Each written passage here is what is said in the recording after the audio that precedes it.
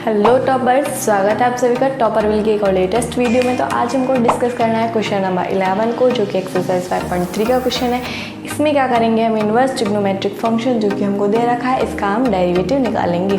तो डायरेक्ट हम इसका डेरिवेटिव नहीं निकाल सकते। इसको निकालने के लिए पहले हमें इसे शॉर्ट फॉर्म में यानी कि सिंपलेस्ट फॉर्म में इसे लिखना होगा। हम देखेंगे कि इसे सिंपलेस्ट फॉर्म में कैसे लिखते हैं। मैंने आपको प्रीवियस क्लासेस में भी बताया था कि जब यहाँ पर कॉस आ रहा है तो हमें यहाँ पे भी कहीं ना कहीं कॉस की ही फॉर्म जनरेट करनी पड़ती है, ताकि हम इस क्वेश्चंस को आगे कंटिन्यू कर सकें। ठीक है, ऐसे क्वेश्चंस को आगे कंटिन्यू करने के लिए हमें वही फॉर्म आगे जनरेट करनी पड़ती है। यहाँ पर कॉस आ रहा था, यहाँ पे हमें कॉस की फॉर्म जनरेट करती है। मैंने आपको और सवाल कराए जिनमें साइन आ रखा था तो साइन की फॉर्म जनरेट करी थी, टैन आ रखा था तो टैन की फॉर्म भी हमने जनरेट करी थी। अब आपको देखेंगे तो आपने एक फॉर्मूला पढ़ा होगा कि cos 2 थीटा।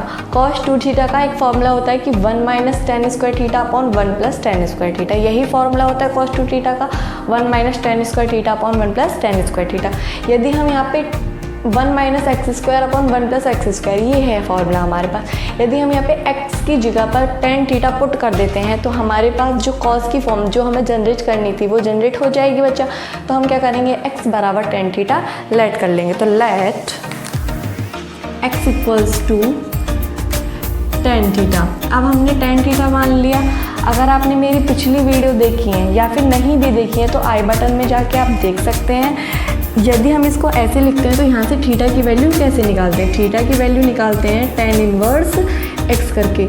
अच्छे से मैंने आपको पूरी थ्योरी, पूरे ग्राफ, सारी चीज़ें एक्सप्लेन करी हैं। ठीक है बच्चा, थीटा इज इक्वल्स टू क्या होगा, टेन इनवर्स x होगा। ठीक है, अब हम क्या करेंगे, x की जगह पर पुट कर लेंगे तो y is equals to cos inverse 1 minus tan square theta upon 1 plus tan square theta. और ये किसका फॉर्मूला होता है, ये फॉर्मूला होता है cos 2 थीटा का। आपने ये सारे फॉर्मूले क्लास 11th में पढ़े थे, चैप्टर 3 में आप सभी ने ये सारे फॉर्मूले अच्छे से पढ़े थे।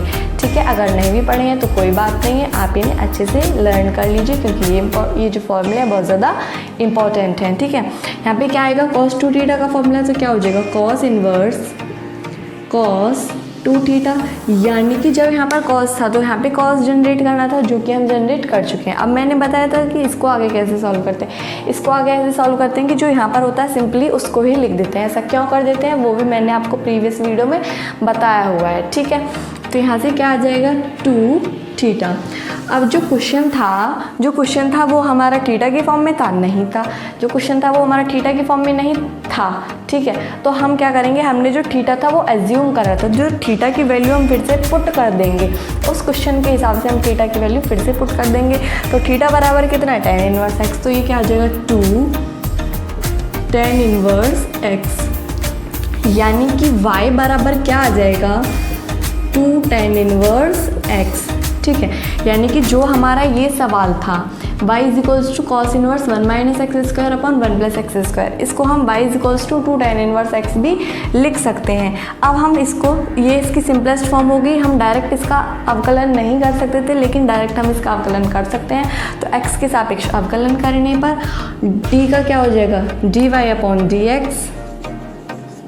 ठीक है बच्चा, अब मैंने आपको बताया था कि जब कांस्टेंट फंक्शन के मल्टीप्लाई में कोई अदर फंक्शन होता है और हम उनका डेरिवेटिव करते हैं, जब हम उनका डेरिवेटिव करते हैं तो किस प्रकार से करते हैं, जो कांस्टेंट फंक्शन होता है उसकी मल्टीप्लाई कर देते हैं, और जो दूसरा फंक्शन होता है जो कि कांस्टेंट नहीं है उसका डायरेक्ट डेरिवेटिव कर देते हैं। ऐसा क्यों कर देते हैं वो मैंने आपको अच्छे से बताया था। कैसे बताया था कि यदि हम u और v का डेरिवेटिव करते हैं, अगर u इसमें क्या है, कांस्टेंट फंक्शन है, तो कांस्टेंट फंक्शन का डेरिवेटिव क्या आता है, ऑलवेज जीरो आता है। सिंपली हमें एक चीज़ छोड़ देते हैं, जो जीरो वाली होती है वो से छोड़ देते हैं। ठीक है, तो 2 इंटू टेन इनवर्स एक्स का डेरिवेटिव क्या होगा, 1 अपॉन 1 प्लस एक्स स्क्वायर। ठीक है, तो D Y upon D X यहाँ से क्या आ जाएगा, D Y upon D X equals to 2 upon 1 plus x square. और ये क्या हो जाएगा, आपका आंसर हो जाएगा। हम डायरेक्ट यहाँ से नहीं कर सकते थे, इसलिए हमने पहले इसको सिंपलेस्ट फॉर्म में बनाया। सिंपलेस्ट फॉर्म में बनाने के लिए हमें जो यहाँ पर दिया हुआ था वही हमें यहाँ पर लेना पड़ा, ताकि हम इसको आगे कंटिन्यू कर सकें इस क्वेश्चंस को। ठीक है, फिर हमने इसका डेरिवेटिव डायरेक्ट कर दिया और ये हमारा आंसर आ गया। अगर आपको वीडियो अच्छी लगी तो वीडियो को लाइक करें, कमेंट करें और शेयर करें। Thank you so much.